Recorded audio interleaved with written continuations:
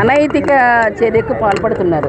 ముఖ్యంగా ప్రశాంతమైన విశాలమైన మన విశాఖ తీరాన్ని సుదూరం 30 కిలోమీటర్ల ప్రాంతం ఉంది.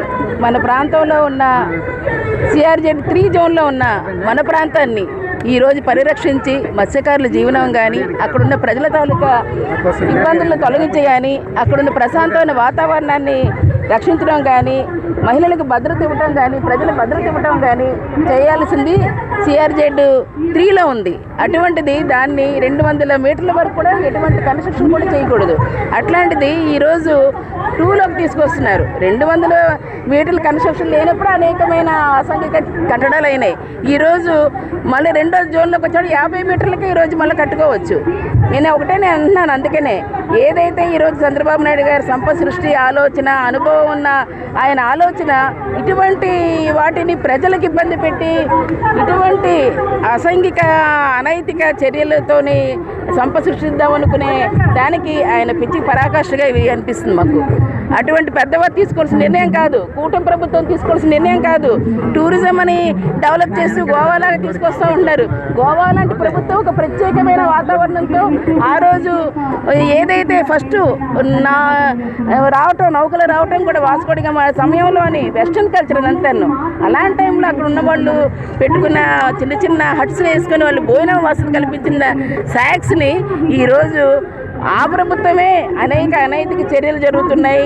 వాళ్ళు లైసెన్సులు మత్స్యకారులు ఎవరికైనా ఇస్తే అది ప్రైవేట్ వాళ్ళ పరంకి వెళ్ళి కొన్ని లైంగిక దాడులు విదేశీ స్త్రీల మీద జరిగాయని చెప్పేసి వారు నిర్ణయం తీసుకొని ఆ Goa erection of beach acts public act కింద వాళ్ళు తీసుకుని 2004లో ఒక యాక్ట్ కూడా తీసుకొచ్చి ఎటువంటి పరిస్థితుల్లో కూడా ఇది శాశ్వతంగా ఉండకూడదని టెంపరీ బేస్లోనే వాళ్ళు జూలై వరకు మళ్ళీ అక్టోబర్ నవంబర్లో మళ్ళీ సెప్టెంబర్లోని మళ్ళీ వాటి ఇవ్వటం మొదలుపెట్టారు. ఇలాంటిది నిర్ణయాలు తీసుకొని వారు కట్టుబాటు చేస్తుంటే మనం ఎక్కడ పోతున్నాం, మన ప్రాంతం ఏంటి, మన పరిస్థితులు ఏంటి? ఇక్కడంతా కూడాను మత్స్యకారులతోనే కాకుండా ఆ సంపదే కాకుండా ఇంకొక వైపు చూస్తే అన్నీ మనకి పుణ్యక్షేత్రాలు. ఇక్కడ నుంచి ఆ గంగమ్మ తల్లి దగ్గర నుంచి వెంకటేశ్వర స్వామి గుడి వరకు, లక్ష్మీనారాయణ స్వామి టెంపుల్ వరకు, భీమిలి వరకు కూడా మనకు అంతా పుణ్యక్షేత్రాలు ఉన్నాయి. మంచి స్కూల్స్ ఉన్నాయి. విశాఖ వ్యాలీ అవనండి, ఇంకొకటి అవనండి, ఈ ప్రాంతం అంతా మంచి స్కూల్స్తో ఉన్నాయి. మరి అటువంటి మనకు మహాకాళి టెంపుల్ ముందు నుంచి మనం మాట్లాడుకుంటున్నాం. ఇట్లాంటి ప్రశాంతమైన వాతావరణం, ఇంకో పక్కని సహజ సిద్ధంగా ఉన్న మనకి తుట్లకొండ, అలాగే ఋషికొండ, ఇవన్నీ కూడాను పావురాలు కొండ, ఇవన్నీ కూడాను ఒక మాన్యుమెంట్ లాంటివి మనకి. సహజంగా ఉన్న ఎర్రమట్టి దిబ్బలు అటువంటివి కూడా మనకి అలాంటివి ఉండి సహజంగా క్లీన్ సీ అని చెప్పి మనకి బ్లూ ఫ్లాగ్ కూడా ఇచ్చారు. మళ్ళీ దాన్ని ఏదైతే ఈ విధంగా ఇవ్వటం వల్ల పొల్యూషన్ అవుతుందో దాన్ని మళ్ళీ క్రియేట్ చేసి మనం టెంపరీగా మళ్ళీ ఆ దృష్టిలో మనం తెచ్చుకున్నాం.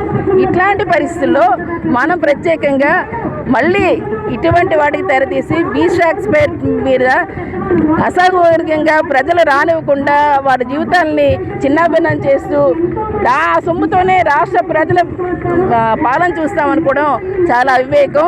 అంతేకాకుండా చాలా ముఖ్యమైన విషయం ఏంటంటే మనకి ఈ ప్రాంతం తూర్పు నావిక దళం, ఈస్టర్న్ కోస్టల్ కారిడార్, నావికదళంలో రక్షణ ప్రాంతం. ఈ ప్రాంతంలోని మనకు ప్రథమ పౌరులు రాష్ట్రపతి గారి దగ్గర నుంచి భారతదేశానికి, ముఖ్యమంత్రుల దగ్గర నుంచి మన ముఖ్యమంత్రులు, మన మంత్రులు, అనేక మంది నేవల్ వాళ్ళే కాకుండా విద్యార్థులు, భావితరాల వాళ్ళు ఎన్నో ఇక్కడ రీసెర్చ్లు కానీ, ఇక్కడ సంబంధించినవి కానీ, రక్షణ సంబంధించిన వాటి గురించి కానీ ప్రతి ఏటా కూడా ఉత్సవాలు జరుపుకొని చేసుకున్న అరుదైన ఏకైక ప్రాంతం భారతదేశంలో మన విశాఖ తీరం. అటువంటి దాన్ని ఒక పక్కని ఈ విధంగా టూరిజం పేరుతో వస్తే ఎవరు వస్తారు, ఎవరికి మనం కాదని చెప్తాం, ఎవరిని ఇందులోని అసాంఘిక శక్తులు ఇందులోకి వచ్చి మన రక్షణ ప్రాంతాన్ని కూడా దెబ్బతీసే పరిస్థితులు ఉన్నాయి.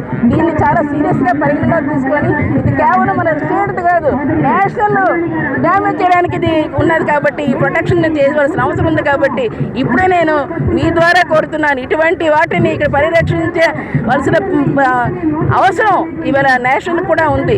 ఈ బీచ్ యాక్ట్స్ని ఖచ్చితంగా రద్దు చేయాలి. ప్రజల తాలూకా మనోభావాలను గుర్తెరిగి ఇవాళ ముందుకెళ్ళాలి.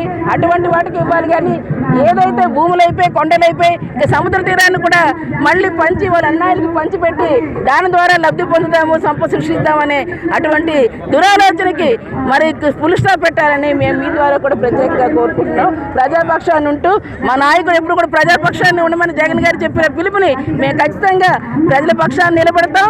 వారి పరిరక్షణ మా ధ్యేయంగా తీసుకుంటామని మరొకసారి తెలియజేస్తాం.